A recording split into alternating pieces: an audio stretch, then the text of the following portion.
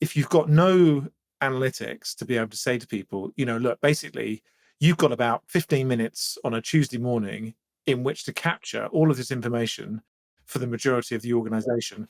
There is no point in sending them a 10,000 word monologue on your topic of choice, right? There are two things that make it really hard if you have no data.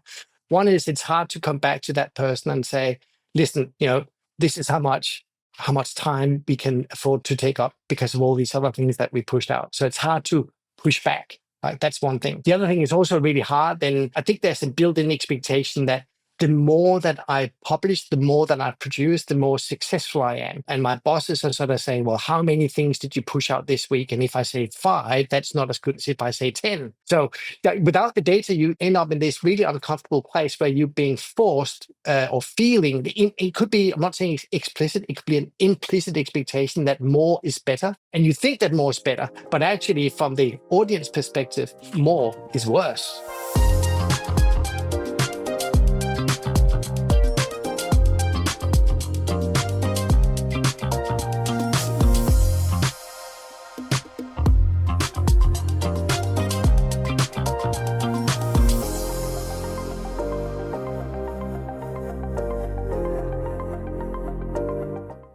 Welcome to Fresh Perspectives. I am David Bowman, Jarbas. I'm Jarbas. Yes, I'm Jarbas host or Jarbas host.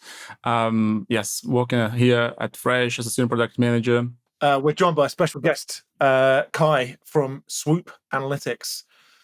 Cai, why don't you tell us a little bit about yourself? Well, hello everyone. Yeah, well, Cai, originally out of Denmark, and thanks Jarbas for the Danish flag. I can see you have on your desk. Thank you very much.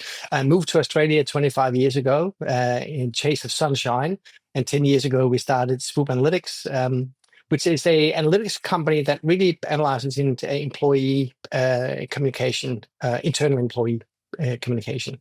And I've spent many years looking at internal collaboration in various aspects. So that's where the passion comes from. And Cai, I'm really pleased to have you on today because I also get a chance to say thank you for your support over the last couple of years, particularly, and how appreciative I am of your team, particularly Gemma and Coco, who always look after me when I'm out in the US.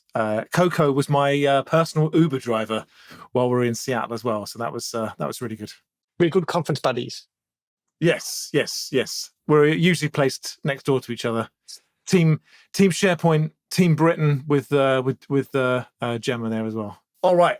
Thanks. Thanks so much for joining us because I think this topic of measurement in the workplace, which is the thing that we're going to talk about today.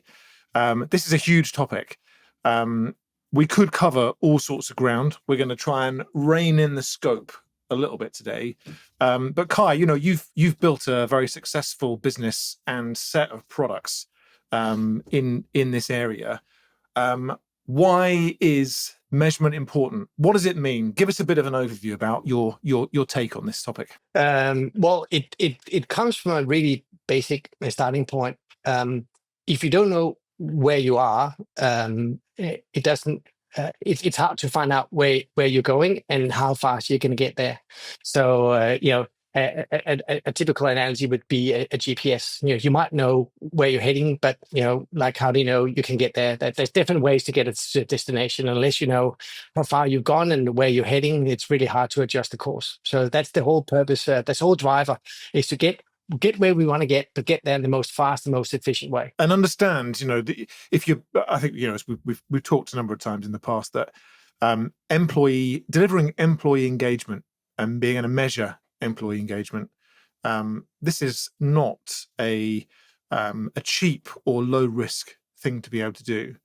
And if you're spending a lot of money on something, you're going to need to know what your return on that investment is going to be. So there's a kind of really tangible link back to, we're putting an investment into some digital channels. Maybe it's an intranet, maybe it's a community-based system, social enterprise product, those kind of things. That comes with some CapEx, some OpEx costs as well. But if you're spending the money, how are you delivering a result? What results are you getting? And you're right, and that's right. There's the whole OpEx CapEx cost of actually putting in an employee engagement and employee communication platform. But there's an even bigger, I guess, challenge above that, which is, well, why are we putting that platform in there. Well, we might be facing some challenges in our organization. It could be strategic change, and if the CEO wants to do A, but people are doing B, then we have lack of alignment. And I think that's the biggest cost, is like, how do we sure that people are aligned to the strategic vision and objective? And it's not just at that really high level, overall objective. It's all the way, it cascades all the way down to the organization. And if people are not doing what is really the organization would like them to do, that's the whole thing about employee, not just the engagement bit, but also change communications, ensuring that people have the right information to do their jobs, ensuring that they know what they're supposed to be doing, that they can raise valid concerns about how implementation is going locally. And if those things aren't happening, the cost of that going wrong is far, far, far greater than the cost of the platform itself, like you use to implement these communication channels. Yes, yeah, absolutely. And I guess the other dimension that's probably worth adding in here is that attention spans for employees. This is a kind of tough area as well, isn't it? And being able to measure how much of employees' attention spans are being used in different areas. How long are people staying in the intranet? Are they using these tools? There's something that needs to be tracked there as well. And it is a fight for it's a fight for eyeballs, to be quite honest. I only met yesterday with a very large company, and they were telling me how the CEO is sending out comms. The next layer down is sending out comms. The next layer is sending out comms. And if you're an employee, you're the recipient. Like all these different things that are sort of saying the same thing in different ways. So we can see that we did published a benchmarking report on the use of SharePoint intranets last year, and we looked at a lot of data. We looked at data from 177,000 people, and I think it was more than 50,000 intranet pages and news pages and content pages. And while people are spending on average 15 minutes, on the intranet per day, it's really only 1 minute on the news part of it. So you can imagine, and they're reading about one article per week on average. Can you imagine if you're sending out like all these things at the same time? You're really, the problem, the challenge is that the employees have, let's say 8 hours a day. You can't extend that to 10, 15, and 24 hours just because you have more content, more things for them to read. So you have finite set of time where people can spend on the intranet, yet you have an almost infinite amount of people that would like to tell them things. And those two things I guess can sometimes collide unless you have good analytics that helps you understand what are people reading, how much we're sending out. Is this a good time to send it out? And as the poor person that's got to manage the intranet, right, or the digital channel in question, when you're confronted with all of these people that want to say all of this stuff, right, and often you're a team of one. If you've got no analytics to be able to say to people, look, basically, you've got about 15 minutes on a Tuesday morning in which to capture all of this information for the majority of the organization. There is no point in sending them a 10,000 word monologue on your topic of choice, right? Yeah, I think you have to. There are two things that make it really hard if you have no data. One is it's hard to come back to that person and say, listen, this is how much how much time we can afford to take up because of all these other things that we pushed out. So it's hard to push back. Right? That's one thing. The other thing is also really hard then, because I think there's a built-in expectation that the more that I publish, the more that I produce, the more successful I am. And my bosses are sort of saying, well, how many things did you push out this week? And if I say 5, that's not as good as if I say 10. So without the data, you end up in this really uncomfortable place where you're being forced or feeling, it could be, I'm not saying explicit, it could be an implicit expectation that more is better. And you think that more is better, but actually from the audience perspective, more is worse. If that's the only data point that you've got, right, is the number of things you've done this week, that you're sort of heading towards a loss overall there, aren't you? And that's actually the easy thing. You can always, that's kind of easy to measure for yourself. You can say, how many things did I publish? That's not hard to measure. The difficult thing is so what did you reach the right audience? Because again, what's the point are publishing lots of things that people aren't reading. And I think one of the challenges almost like we got to be very careful with is that generative AI is, of course, is making it increasingly easier for us to generate content in many different forms. So the blog post we can turn into something else, and the press release we can turn into an intranet article. And that's you might have seen it's a really cool offering from Google where they turn something into a webinar, a podcast, And maybe we should just stress that this is not an AI generated podcast. We're real people. We're not consistent enough for anyone to believe it. So No. I think that probably works in our favor. Too many outcuts for this to be AI. Well, look, I think our ability to generate high volumes of crap is pretty good these days, right? We can generate an unending amount of this stuff. But that's the challenge, right? So if I feel that I'm being measured on volume, and my bosses have this implicit expectation that more is better, I can now use AI to make their worst nightmare come true because I can publish endlessly lots of stuff. But the people, our colleagues, though, do not have endless time to read things. Actually, I was talking to a really large organization in the US yesterday, and they said their main objective was to limit the amount of time people spend on the internet, right? Because less is more. So then they're supposed to come there, read exactly what, or do things that are just enough for them to get their job done, and then back to work. Unless like the intranet is the work, where there's forms of things that are integrated and things where your work is actually, is actually using the intranet. In that case, of course, if you like, more is better. But I think for most people, if they come in and they read procedures and things, less is better. I remember having a fascinating conversation with a customer a long time ago now that, having looked at their analytics, they were saying, look, we're a bit disappointed that people aren't spending very long on the homepage. Well, that's a good thing, isn't it? You've got a well-structured content page that people are able to find what they want very quickly and move on to the next thing. Do you want people spending hours reading your homepage? And I've heard people saying that, there's a couple of metrics that have been so well talked about for over years in I guess in website statistics. One is page views. Like, oh, the page is loaded. Look, my page is popular. And that's really a deceptive metric because it takes not a lot. And who's actually refreshing that page? Is it the same person doing it 100 times? Is it even the right audience who's doing it? Well, we don't know. We're just capturing. It's like I don't know. It's a very kind of faulty metrics. And the other one is bounce rates. Like how come people stop? Wait, they didn't do after they came to this page, they didn't do anything else. Well, as per your point, David, maybe they just went to the homepage, did exactly what they had to do, and that was it. And that's fine. We're not a website where we crave for people to spend, 15, 20, 30 minutes on the site, ending up putting something in the cart and then buying it. That's not necessarily actually often not what we want the internet to do. Okay, so look, I think we're gonna get into some of the details on some of the some of the technologies that are available for our common platform, because I guess the common theme for us, Cai, is that you and I are building for and creating experiences within Microsoft 365. Us primarily in SharePoint, you in SharePoint, and with Viva Engage, which we want to talk about a little bit.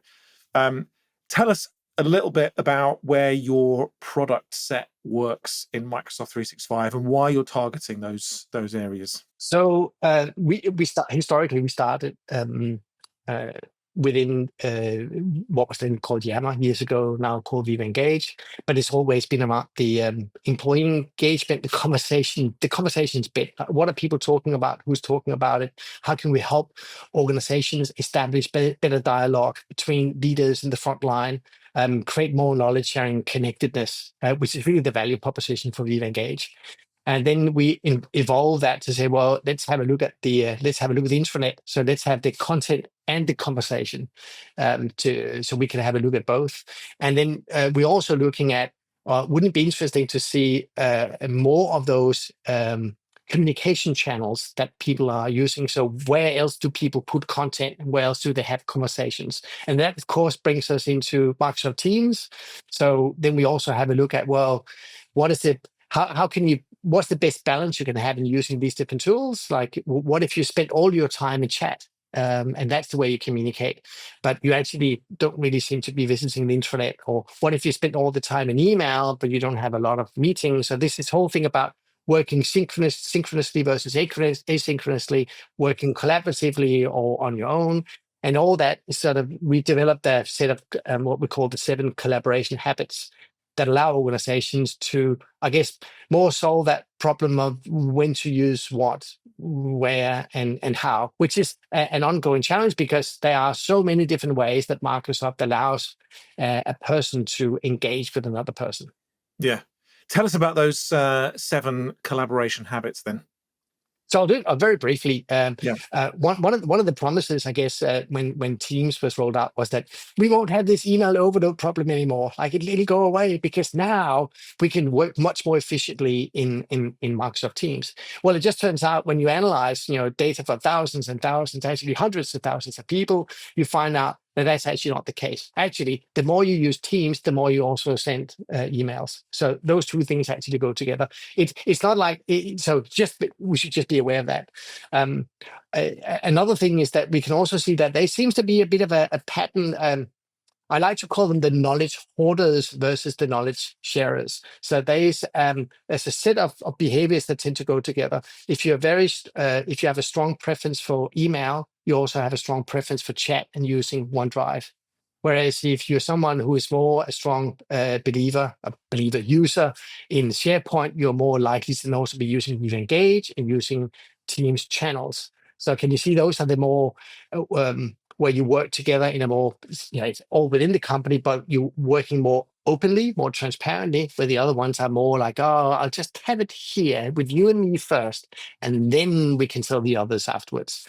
So it's interesting where you can sort of see those dynamics, how they play out. And I think there's a really big thing around digital literacy that's in this as well. If you don't really use these tools very much, then you're probably just going to be not stuck. You're probably end up just using email or maybe having some meetings and maybe chat. But there's a way in which the use of the tools come with you using them more and more and more, and then you pan out into different tools as you start to use them more and more and more. So the 7 collaboration habits is helping an individual or people that are working in change and adoption with helping them educate people about the different, preferences and how they just happen to work. Are you someone who is addicted to email, or maybe you're not addicted to email anymore, but now you just got this chat overload problem?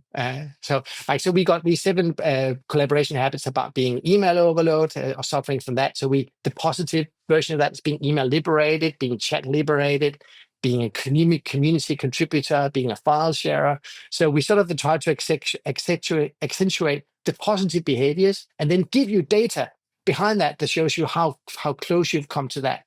And then we're giving you, based on our global benchmarking, some goals for how close you've come to achieving that goal based on what the real people in the real world have achieved. So it's a bit like the 10,000 steps per day. How close are you to your 10,000 steps?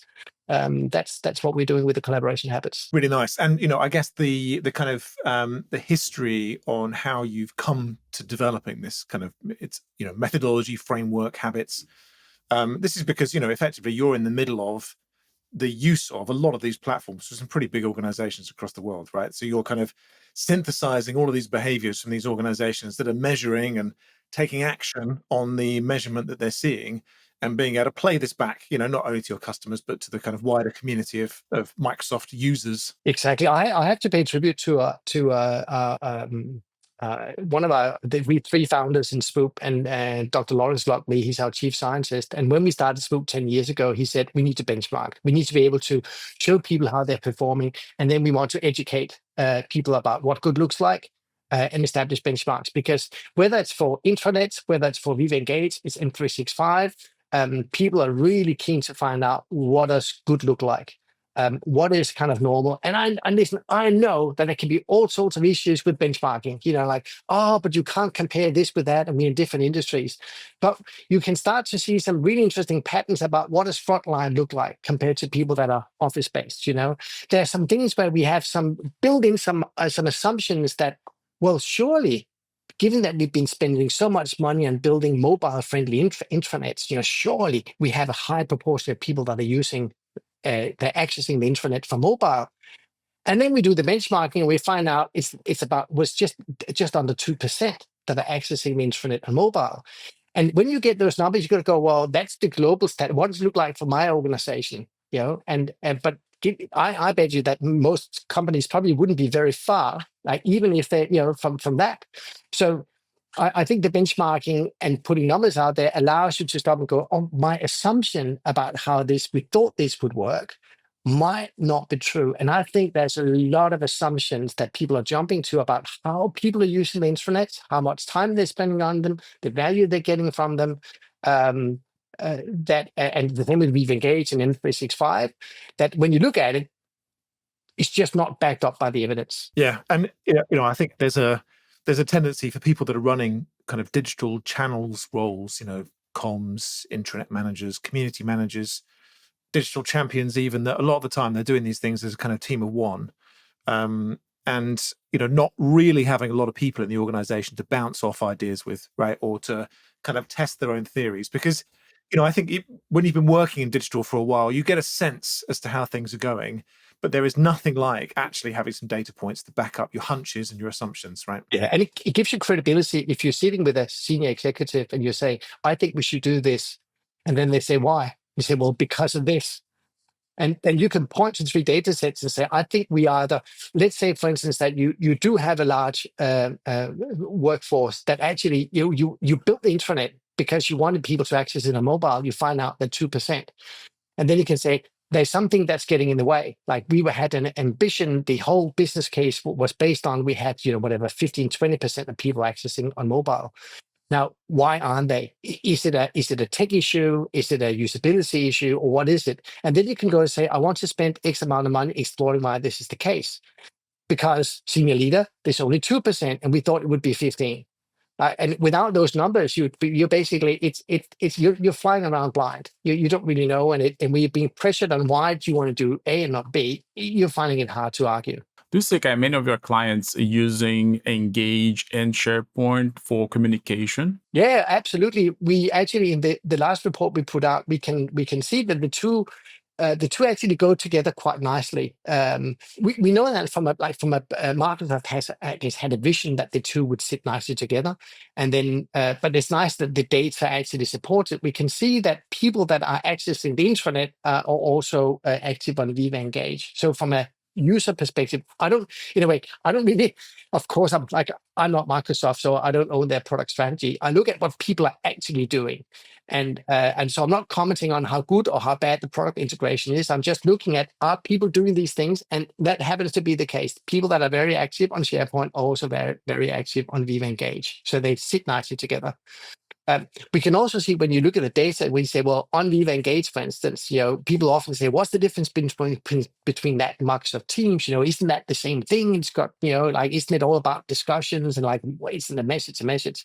But when you look at what people are actually doing, you can clearly see that on Microsoft Teams, the teams that people create are typically much smaller, and then they're private. And on Viva Engage, the membership is much larger, and the groups or the communities are open.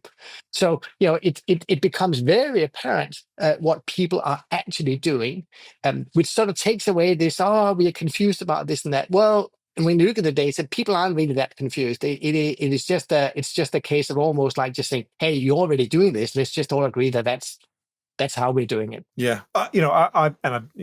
There's a lot of nuance in this conversation about confusion over what to use when in the Microsoft suite of tools.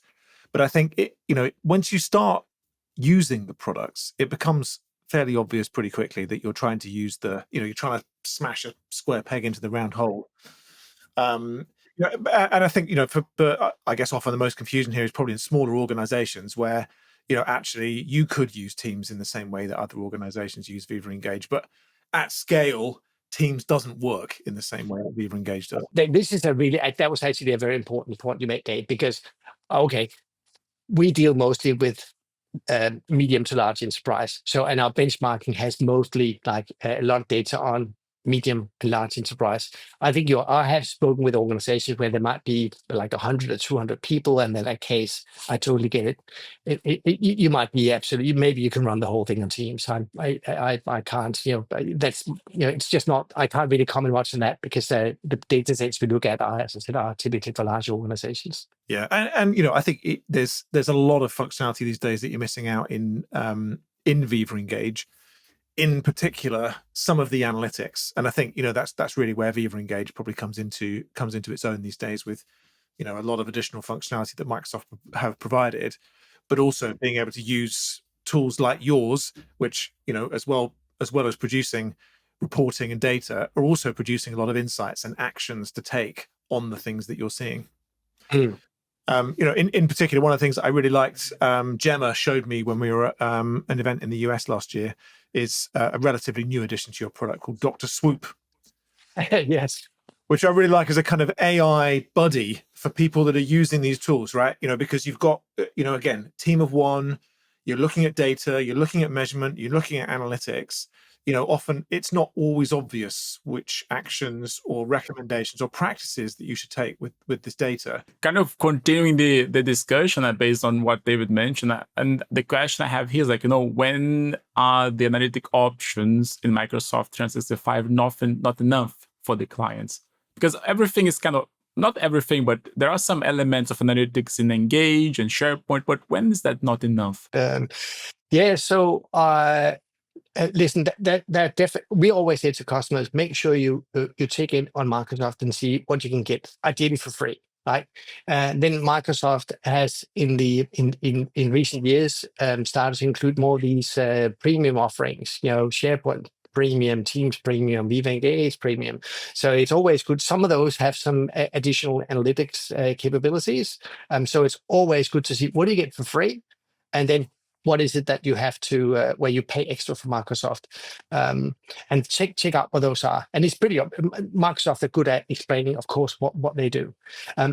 Customers that come to us have are well aware of that, have looked at it and said those offerings, whether the free ones or whether it's the paid ones, are for whatever reason not meeting our needs. So we've been doing this for the last 10 years, and it might sound a bit harsh, but we kind of like a one-trick pony. Like we do analytics around communication. Yeah, focus. That sounds better than a one-trick pony, doesn't it? Yeah, that's right. So we really focus wholeheartedly on analytics, and we've been doing that within Swoop Analytics for the last 10 years. But before that, for the last 20 years, I've been working in the intranet portals, collaboration, social network analysis space. And the people we have that work in Swoop, whether it's product development, whether it's R&D, have a long background in digital workplace. So we know this space really, really well. And that means that when we're doing metrics, we know from our own experiences what are the things that really matter. And that's why I said when we did this SharePoint intranet analytics, for instance, we knew that page views, we need to show it, but it's not the thing that people should really be focusing on because it's such a vanity metric. Whereas it's a lot more healthy to look at visitors, and it's not just the visitors; it's who are they? Is it the right audience you're targeting?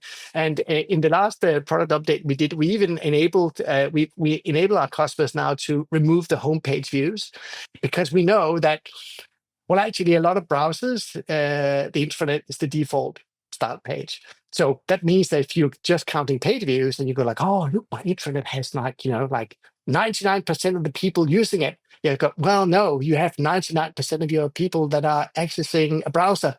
So like page views can be really deceptive. Even the visitor metrics can be deceptive in that case. And so, like once you really know this space well, then your analytics will start to look different. And now, if I focus on SharePoint, for instance, Microsoft also, we have a very good relationship with Microsoft. They have to serve like a vast audience of people that are using Microsoft or SharePoint for so many different purposes, right? One of them is intranet. but SharePoint has a huge, like an enormous user base for all sorts of use cases, and therefore it's impossible for them to do analytics that'll meet the needs of everyone.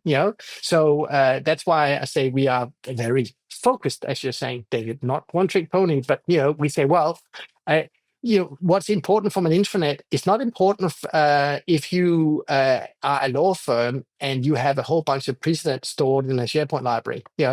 It's totally different things you might care about. Sorry, the data is disconnected. So you have analytics in SharePoint, and that's kind of the silo, and then you have the data then in Engage, and you have also this other silo. Well, that's right. So first of all, organizations are now they're starting to open their eyes for again, you call it omni-channel, and being able to look at things from the whole breadth. So looking at, if we're doing a campaign, how it's tracking on Engage, how is it tracking on the intranet, how is it tracking on email, how is it tracking on lots of different things. So we fulfill a part of that, not all of it. It's our goal to do all of it. But where our customers have come from, there has been a team that owns Viva Engage, which led us to then build solution for Viva Engage. Then there's another team that owns the intranet, and they've historically done that. So we built a product for that. And now the next obvious thing for us, which is we're in the middle of doing now, is to being able to bridge all this data together so you can have one view. And that's actually where our AI AI helper, Dr. Swoop, as we call it, it really helps people that are probably, we like to say we do analytics for people who are not analysts.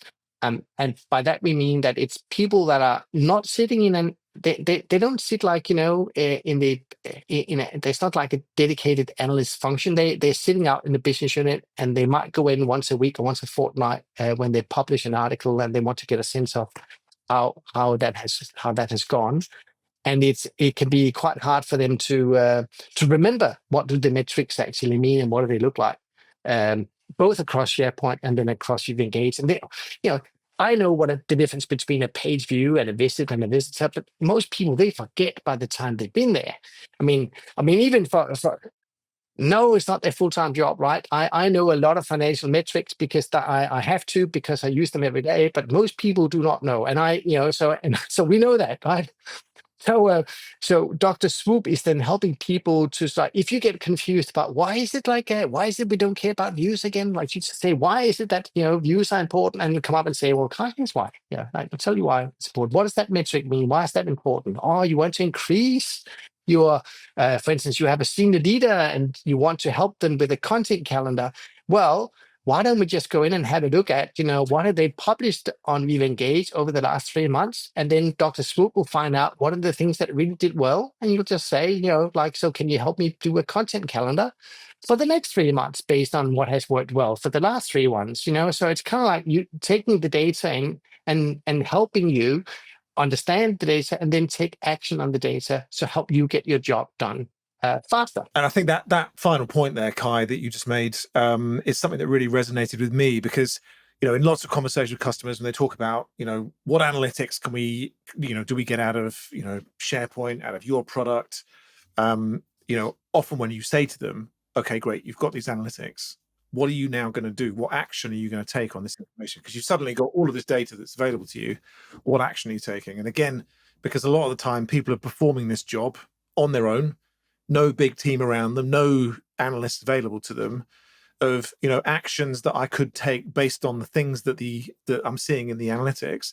That what I really liked about what you've done there was you've trained this on your best practices data, on reports, so that people can have a conversation with this thing about what action should I take to produce result X. And unlike if you ask ChatGPT, where you don't really know what the sources are, like it's a big internet, and we have, if you like, sanitized, peer-reviewed articles, insights that are based on on best practice organizations, because we've been doing benchmarking for the last 10 years.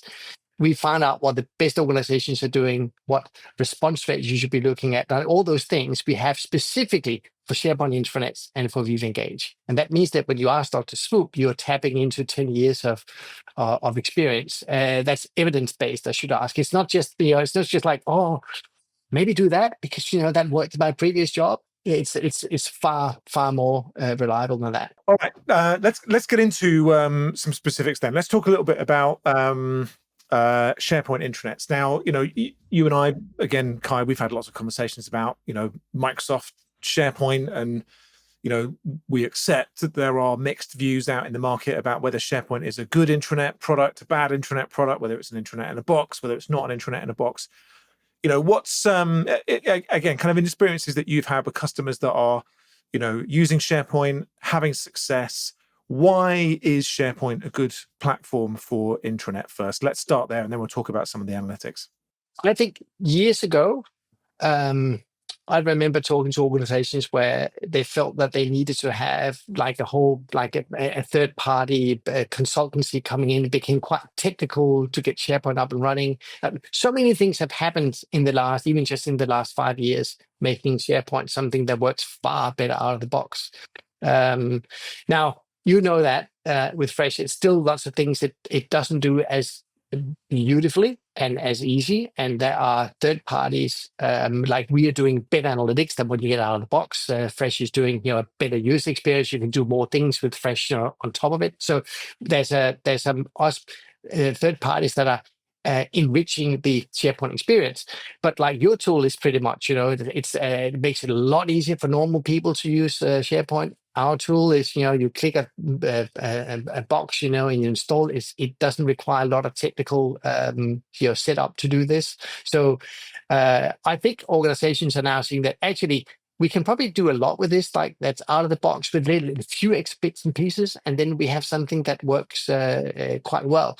And if you rely on the SharePoint as like the backbone of it, you're benefiting from all the improvements that Microsoft are throwing into the tool over time. The old days when it was SharePoint, whatever year, and then you're like, oh, I'm like on premise and I'm stuck with this. Now, the innovation that comes out of Microsoft, you sort of get all the benefits of that as that comes in. And I think they are moving quite fast. They're adding AI features in for and that's of course everyone is doing that now. So I certainly I can see with our customers they have a very good integration story as well about how SharePoint and Viva Engage fit together. And how it fits into M365 and Teams and meeting people where they are and all those sort of things. So I think they have quite a nice story. And then it's, they're big, they're ugly, they've been through security and all that. It's something that IT is comfortable with. It just makes the whole thing probably just a lot easier. Yes, particularly I think for heavy regulation industries, healthcare, retail, government, it's a solid and reliable choice. But there's no reason that it has to be bad, right? I think that's the impression that people have about it, that it's a tool for IT, by IT, and, you're not going to have an enjoyable experience. And I think the fact that, we're both here and there's a kind of ecosystem of other vendors that are able to build products on top of the Microsoft 365 platform demonstrates the power of its versatility. It's also the reason why we exist and we have an integration with SharePoint is because it is the biggest thing around. And kind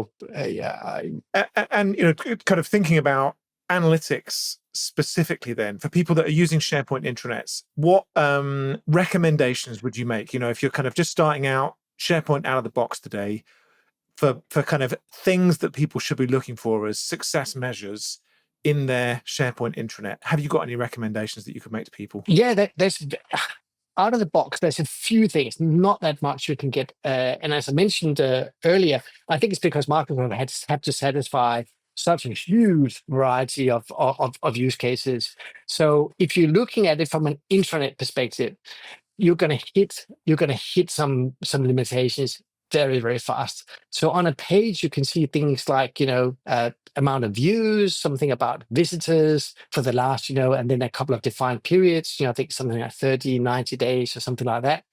And then what you have to do then, if you want to find out, well, what did we do over the last year? Then you sort of got to get a screenshot of it or export it and then build your own thing in Excel. Now you can do that if you got no money, you're a team of one, and that not, but it's not going to. And you got time on your hand. Like you might be lucky enough to have an intern, right? But it's not going to take long. Like I meet customers all the time, and they've taken this to absolutely as far as they can. Right? And they go like, the spreadsheet breaks all the time. It's not reliable. Like I'm spending too much time on this. I'm finding myself now being a Mr. Excel pivot table lookup sort of person, and I never get to sit there and actually talk to people about how we make the intranet better. And I think that's the worst case when you just become an Excel junkie and not someone that's actually really working with your business units on making in this case, making the intranet better. So you're going to hit a limit, right? The next thing then I know many organizations have looked at is, of course, then what can I get for free?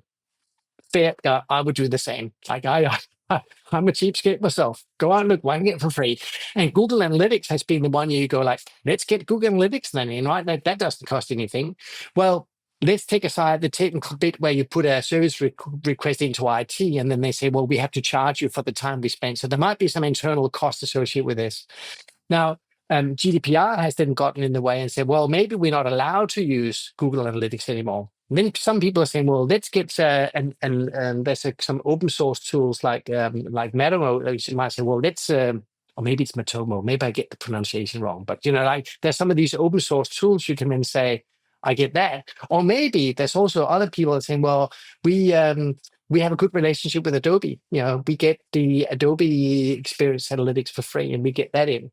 So I think there are some, depending on the size of the organization, there might be things you can get for free. Maybe you run into issues with privacy and security. And at some point, anyway, when people come to us, it's because they've exhausted those things. Either it doesn't meet their needs or it's been too much of a hassle. And the intranet, by the way, they've invested, sometimes it's hundreds of thousands and some $7 million, millions of dollars on rebuilding the intranet because the old one hadn't been maintained. And then they're going like, if we're spending this much money on the intranet, should we not make sure it's actually being maintained this time? And I remember in a conversation some time back, you had said, I think you'd used the expression visitors over views was something I distinctly remember you saying to me that, as a kind of basic KPI. At least do that, because otherwise we could be hitting refresh, like the whole commerce team is saying, let's just hit the refresh button a few times and look how popular we are. So it's such an easy thing to fake is views. At least with visitors, there's only how many people are actually using it. But as I said, the more once you then start to say, all right, we have to focus on visitors. The next thing is to say, well, but who? So who are these people? Are we actually hitting the right audience? And immediately after that, you have to think about segmentation of your audience and finding out, is this piece of content hitting the right people? And without good user attributes, you're going to find that very difficult. So that is, and in my experience, some organizations have just that they've nailed their user attributes, and for some organizations, the analytics, getting a platform like Swoop then becomes the thing where they go like, we really got to fix those user attributes now to really understand whether or not it's hitting the right audience. It's rare to find an organization that says we are 100% happy with our user profile attributes and our user profile data. That's an unusual scenario to find, isn't it? Yes, it's kind of more case of like how bad is it from a little bit to a lot. But it is a hard one. It's a hard one, even defining what is an employee. Like, what about this person we had seconded from our parent company? Is that an employee or they're not? That's seconded. What do we do? What's full time? What do we really need? It is, I understand it is really hard. It is really hard. So visitors overviews, understanding your audience, user profile attributes and data, and I guess in terms of next places to go to for measurement is on kind of governing the freshness. I'm going to use the expression governing the freshness of your content. Yeah, so there are two things here, right? One is like who's actually consuming our content, and I get that. We want to find out whether what we're writing and what we're publishing is actually is it of any value, and value is of course, are they actually accessing and are they doing things after they've read the documentation? Are they clicking to the next thing they need to click to, or what are they doing?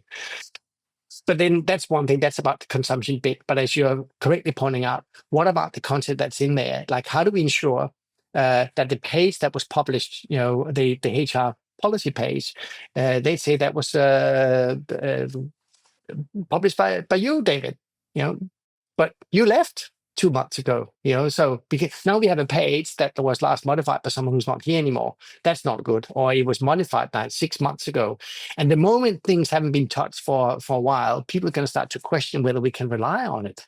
If you look at a HR policy and it was published last modified 18 months ago, I'm sure you're going to go, 18 months ago, can I rely on that? And then I have to ask my boss and ask around. You start to doubt whether that's correct. And what we found from talking to lots of people is that the moment is from every day, it's after 3 months, every day that passes, people are going like, their nervousness, trust is dropping every day, right? So it's a pretty easy thing to measure, right? When was the page last? When was the last modified?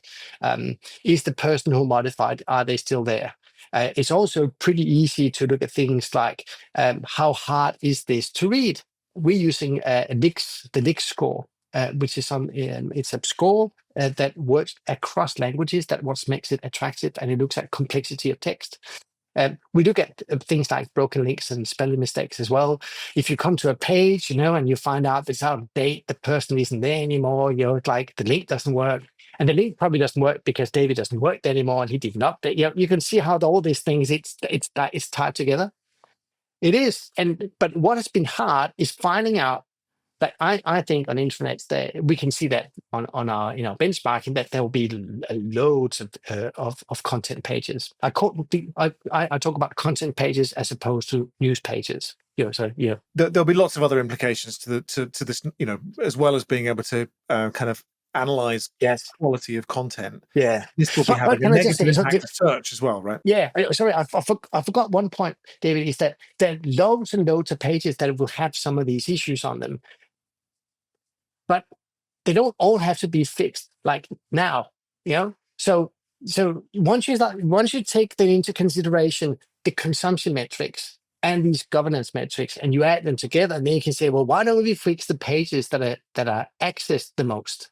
Because if we have a highly accessed HR policy page that hasn't been updated for quite a while, it might even have some incorrect links. That is far more damaging than having a finance page that very few people access that have the same issues with it. So the two really go together to help you understand what to govern and to put some priorities of how you're maintaining your intranet. You have to learn the consumption metrics. Like if you don't have them, you don't know the priority of what to fix. Yeah, and as you say, I think when you start looking at this data, it can feel a bit overwhelming. You don't need to do everything right now, right? This can become a kind of progressive to-do list. Yes. But never starting is that's a bad place to be. Yes. Okay, let's talk about the other tool in the kit bag for measurement on the Microsoft 365 platform of Viva Engage, because you published a report recently, Cai, on Viva Engage usage across your customers. And one of the things that I've seen you and Pete, Gemma, and co kind of present on this topic is this idea of thriving communities. And I really like this as a kind of term of measuring, measurement generally in the organization, the idea that you've got these thriving communities and you've got some attributes that make up what a thriving community is. Can you talk a little bit about that? Yeah, of course. I think we also just have to position, again, SharePoint as the intranet as the place where you're having the content, but then having Viva Engage is the place where you're having conversations, and you're saying those conversations happen in communities. I think communities are they like the engine room for connectedness in organizations, and it's a very, very important. They sit very. They're connected by the hip, I guess, through this content and conversations bit. Now, if you go into a community, and you go in there and you just joined fresh, and you go into the business development community, and the last update was from David or Jarbas, and it was like 4 months ago. With, you should go like, oh, right, okay. 4 months ago, really? Is that the last time something happened on the business development front, at Fresh? You should go like, I think I'm gonna tune out of this. So there's something about, does it feel vibrant, And I think if you go into a room at a social function, you feel the buzz in the room, right? You sort of instinctively know that you can feel the conversations there, that maybe some music in the background, you have people on the dance floor, and all those things. We've been trying to find out what are the similar characteristics we can find online. Like, what will we look for? Like, given that there is no music and dance, and like you can't. It's a shame. Maybe that'd be a good should feature. should be a good feature, yes. But there are things we can look for. There are patterns of conversation, patterns of interaction that will mimic this. So, for instance, of course, when it comes to the post, there should be a frequency of post in there. That should be a post that relatively new, like when you get in there. But it shouldn't just be posts. We need to have people that are replying to those posts. I mean, the second worst thing is for me to go into the business development community in Fresh and seeing an update from David every day that says, today this has happened, today there's a training course, tomorrow we are at a conference, but no one is engaging with that. And I'm thinking, is this an intranet? Like, isn't it just updates that are being pushed out? Like, why isn't it just one way? And when we talk for the benchmarking report, we went out and we talked to lots of people that have done really, really well with Viva Engage. And there was one common thing that bound them all together. Viva Engage is a place to have two-way conversations. Okay, from a metrics perspective, how many posts get a reply? Right? If it drops to less than 50%, we have an issue because there's too much broadcasting going on. Now, if you then start to think about, well, like, how do we stimulate conversation? Well, there's some pretty obvious things that will happen everyday conversation that we're having. Like this conversation we're having here today is you, David, being a rock star, and Jarbas as well, in asking questions, and it's the questions that you ask that stimulate the conversation. So what should we expect to see in a thriving community? People asking questions, right? Because big questions stimulate conversation. And it's actually a pretty easy thing to measure. It doesn't just have to be, did they use the question type in Viva Engage? Because some people do that, but not everyone do that. So, but we can actually look, which what we found is if you just look for this character, a question mark, that is ridiculously good at finding out whether a question is indeed being asked. So we look for that question mark in a post or in a reply and say, how often does that happen? And the global average is about 8 to 10% of messages have a question in them. When they do, you get way more responses to your message than when you don't do it. It's like 150% more replies. So thriving communities, they have people asking questions. They do not just rely on one single person. So in my sorry, picking on you, David, but it's not just David posting in the business development community all the time. It is lots of other people from Fresh that are posting. So it's different people posting. It's the sentiment of the conversations. It's are we using imagery? Like lots of things that'll drive conversation. And then when those things are in place, you will simply feel that this is a thriving community. You feel the energy in the community. I think it was.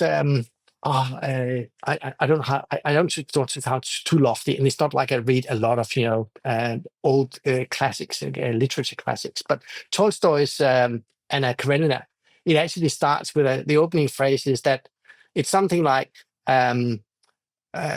all happy families look alike, but every unhappy family are unhappy in their own unique way.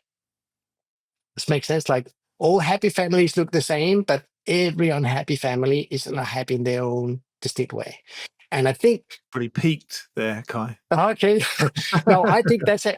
What I like about that opening part of that novel, and I think that applies to the communities as well. Like, all thriving communities actually look the same. Like, they have this magic happening in them, but it only takes one thing you take away.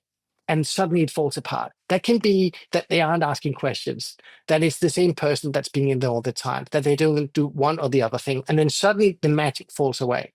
But you know it when all those components are there. We don't need to have all those components flying in there for all communities, but I think for the ones that are most strategically important for the business, where they say we need to have thriving communities for whether it's for project management, for health and safety, whether it's for risk and compliance, or whatever is strategically important for the community, the best organizations have community managers in place, and their role is to ensure that these communities are indeed thriving through moderation, through helping, assisting, tagging people, bringing people into the conversation. They have a critical role in playing in ensuring that we have thriving communities. And the best performing organizations in our benchmarking studies have good community management. And I think there's a couple of things in there for me that we were talking to Manish Mistry from Microsoft a couple of weeks ago about Copilot, and we were saying there that complex outcomes don't have easy solutions, right? And I think the same principle applies here as well, right? That you do need to put some effort into making this work, but when it's working, it is delivering tangible benefits for your organization. Microsoft published their Work Trend Index report, which talked about highest performing companies have high rates of employee engagement. The idea of being able to turn something that feels very intangible, like Viva Engage and communities, into something that's really measurable. And I just think, some really simple things that you threw out there, like the instances of question marks and the mix of people that are asking questions in a community, they are things that you can observe by looking at it. But, how much more powerful is that if you've got a nice looking report that you can produce on the contribution that your community management is making to your organization's profitability? There's a really good... None of this is really hard on the metrics bit, right? It's not that hard. The hard bit is you have to do it at scale. And that's where the spreadsheet starts to fall apart, because you can't do that scale. And you can't just do a report once a month. Then people want it all the time, 24/7. Yes. And I think that's the part that's the part of the problem that we're solving by enabling anyone to get access to this in their own time. So it becomes more like a pull that you have to push out reports. All right, we're about at time today. Jarbas, perhaps we should do some conclusions. Yeah, the thing that I have been wondering, we have been talking about good measurement, and so I wonder. So do you think that people underestimate the value of measurement? No, no, actually, I don't think they undervalue it. I think there's some people are struggling with getting started. And where do I focus? How do I do this? Like what do I measure? What really makes sense here? I think that's more the bit. Most people know, they intuitively know that without metrics, we don't really know where we're going or how fast we're going. And now, okay, I'm not sure whether you heard about the fear of finding out, this fear of missing out, but there's also the fear of finding out. So I do appreciate that there are some people now, and Jesper Andersen, if you're listening to this just by accident, Jesper Andersen is an AI expert that he's a regular listener. He's maybe got it from somewhere else, but he told me about the fear of finding out. Some people might actually say, like, I don't really want people to know how my intranet is going. I've got funding, I've got my team. Maybe it is not as good as I think it is. So why don't we just keep quiet?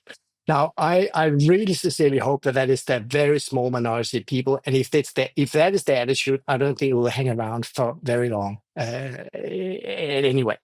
So I think the fear of finding out should be replaced with I think my colleague Pete Johns talked about the difference between proving and improving. So why don't we use the metrics to actually improve what we're doing? So Jarbas, I think that companies are certainly the people. All right, they come to us because I guess they realize that they've been struggling for years. Maybe the internet has, been falling into a state of decay because there has been no measurement. Leaders are suddenly showing a great interest after COVID employee engagement and go like, how do we find out how we're doing? How am I supposed to be guiding my company without having metrics and knowing and setting targets and showing progress and demonstrating what I've done?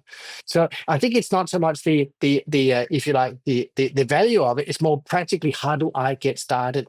And internal comms and employee engagement is really a special niche area. You can't, there aren't any existing finance metrics or other metrics that we have for other places that just comes falling down from the sky that I can use.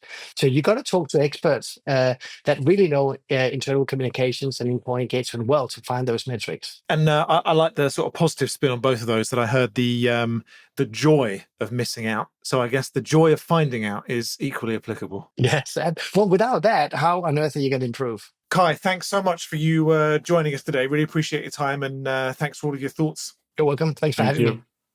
Cheers. Cheers.